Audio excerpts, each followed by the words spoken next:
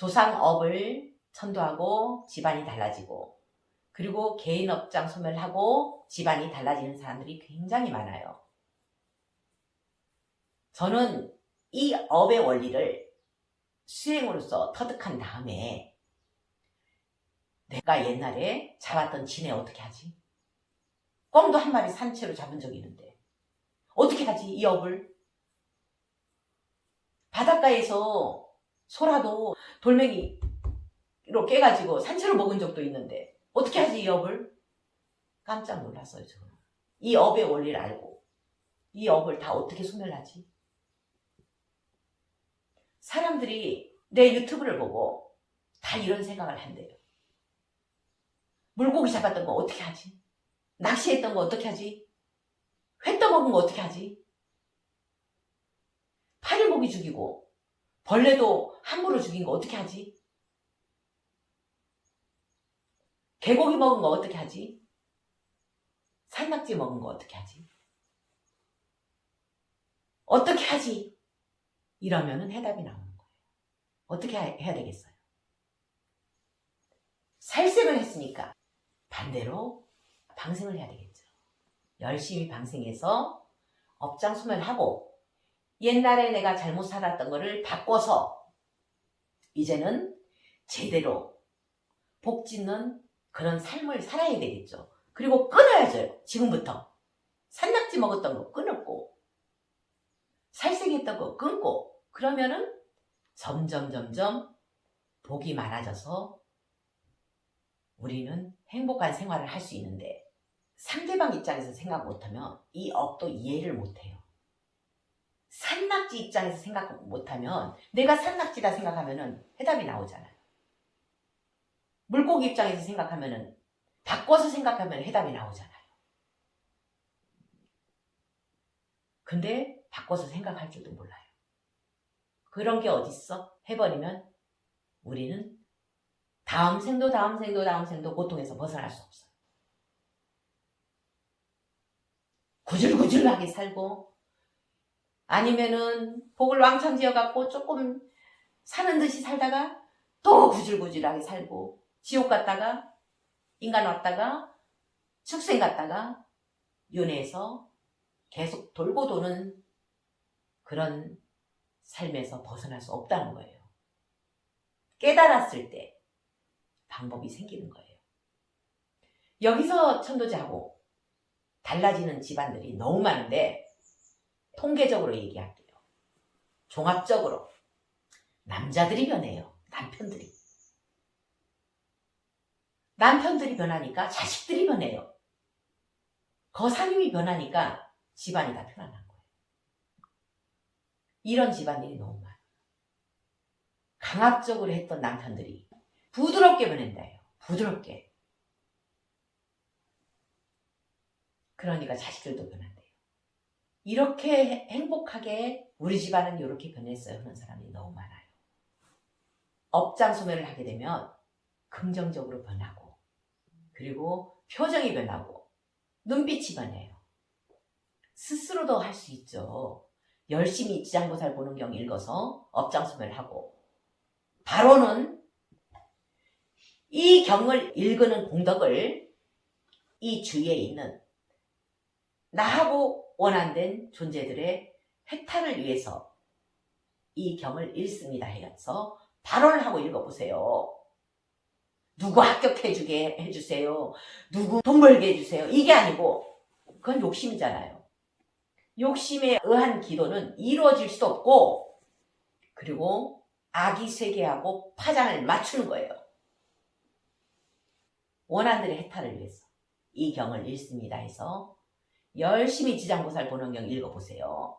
그리고 방생 열심히 해서 복을 지어보세요. 그럼 집안이 이렇게 확 변해요.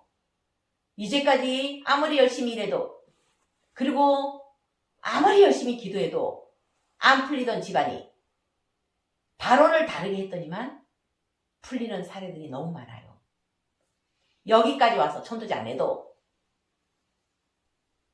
가정이 편안할 수 있는 방법, 행복해질 수 있는 방법은 바로 바꾸세요. 기도 방법을. 발언을 바꾸세요. 스님, 어떤 스님은 그 발언 기도문을 구체적으로 10가지씩 막 이렇게 적으라고 하는 스님도 계시던데요. 왜 그런지 아세요? 저는 그거를 왜 그런지를 생각해 봤어요. 부처님 경전에 그렇게 나오지 않았어요. 부처님 경전에는 발언문을 이런 식으로 적으라는 게 없어요. 옛날 선사들의 발언문, 그리고 유명한 스님들의 발언문을 한번 봐보세요. 이런 게 있는가? 발언문 이렇게 구체적으로 나를 위한 내 욕심을 채우는 발언이 있는가 한번 봐보세요. 하나도 없거든요. 불법을 제대로 판단할 수 있는, 부처님 말씀을 제대로 실행할 수 있는, 실천할 수 있는 기준이 없기 때문에 그래요. 기준이 명확히 서면 이렇게 흔들리지 않아요. 발언문 적어야, 기도문 적어야 효과가 있다는 그런 말에 현혹되지 않습니다. 우리가 행복해질 수 있는 방법은 바라는 마음 없이 보셔야 되고, 바라는 마음 없이 모든 것을 했을 때 나한테 행복이 온다고 했어요. 그럼 반대로 바라는 마음으로 하면 어떻게 해요? 불행이 온다는 거예요. 이루어지지도 않고. 그래도 스님 보면은 왜 신도들은 스님의 그 현란한 말솜씨 막 이런 거에 빨려 들어가잖아요. 그것도 지금 말법 시대 중생들은 업이 탁해요. 업이 찰 만큼 찼어요. 그러니까 그런 현란한 말솜씨, 그리고 웅장한 건물에 속는 거예요. 절이 크면 스님도 큰 스님으로 착각하는 거예요. 그게 바로 말법 시대 중생들이기 때문에 그래요. 겉모습 보고, 옷 모양 보고, 옷차림 보고 그렇게 속는 거예요. 우리가 불상을 장엄한다 이런 말이 있어요. 장엄한다. 그래서 웅장하게 장엄하는 그런 절들이 있어요. 불상들을 막 금으로 칠하고, 진짜 금으로, 그리고 보석으로 장식하고. 부처님 말씀은 그런 뜻이 아니에요.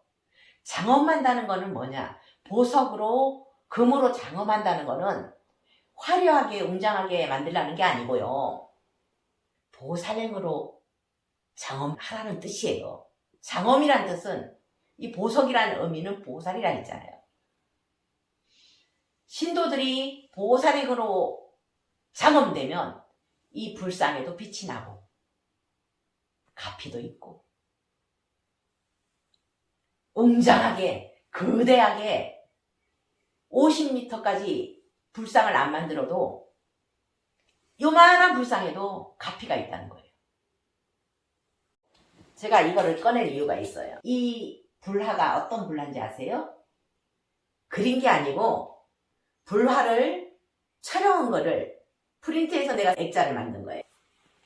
여기에는 어떤 기운이 있는지 아세요? 이 불화를, 고려 불화를 그린 분이 1300 몇 년에 됐다고 여기에 나온대요. 이게 일본에 있는 불화예요. 동국대에서 이거를 언젠가 빌려온 적이 있어요. 그래서 전시회를 한 적이 있어요. 전시회에 3번을 갔어요. 3번. 이 그림이 어떤 그림이냐? 일본 국보예요. 임진왜란 당시에 도쿠가와 이에야스라는 사람 알죠? 어느 사찰에 신도들이 몰려드는 걸 보고 이 그림을 보러 왔어요. 그림을 봤는데 기가 막힌 기운인 거예요. 도쿠가와 이에야스가 보기에. 그리고 사람들이 이 그림을 보고 병이 낫는 경우도 봤고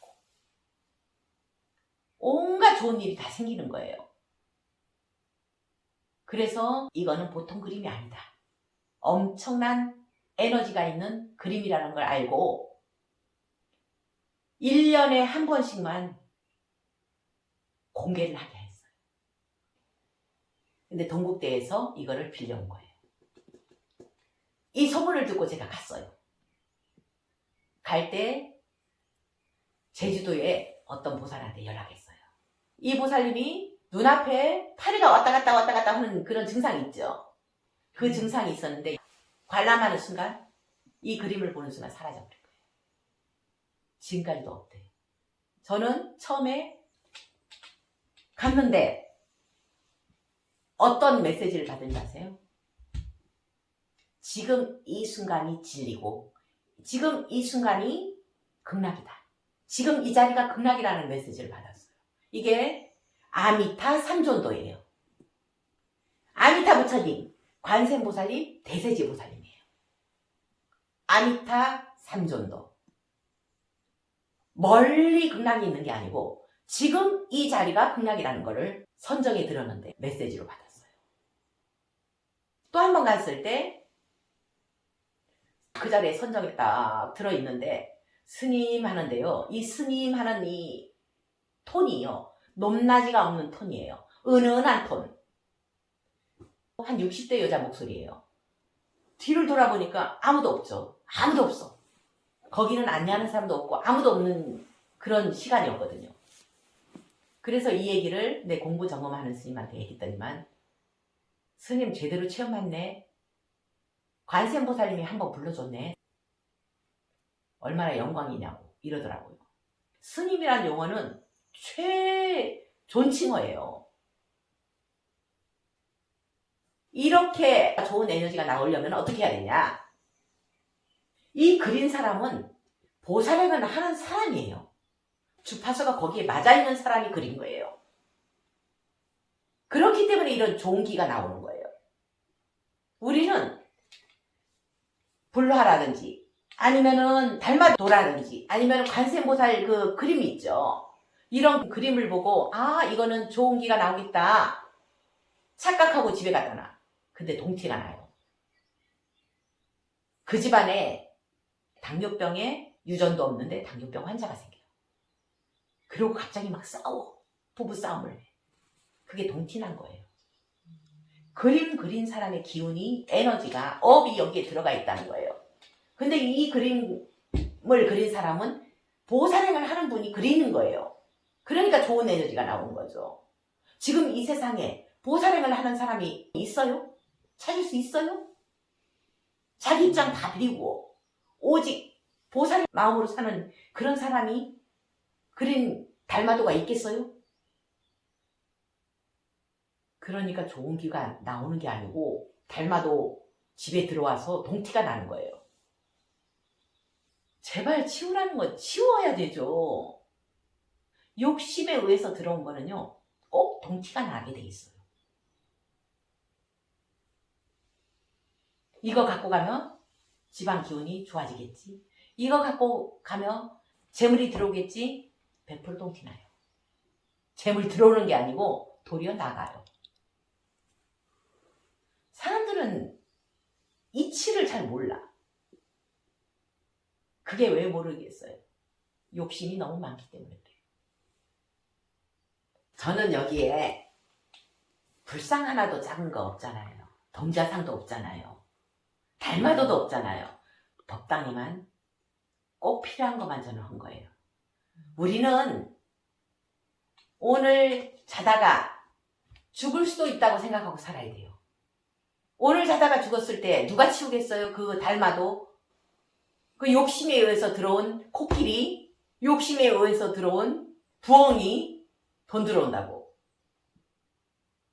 그거 누가 치울 거예요?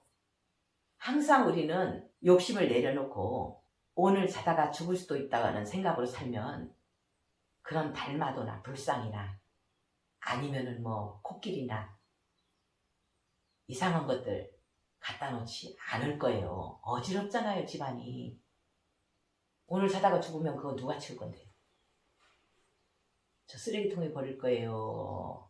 아니면 재활용센터에 버릴 거예요. 그 불상 모시던 거 어떻게 할 건데?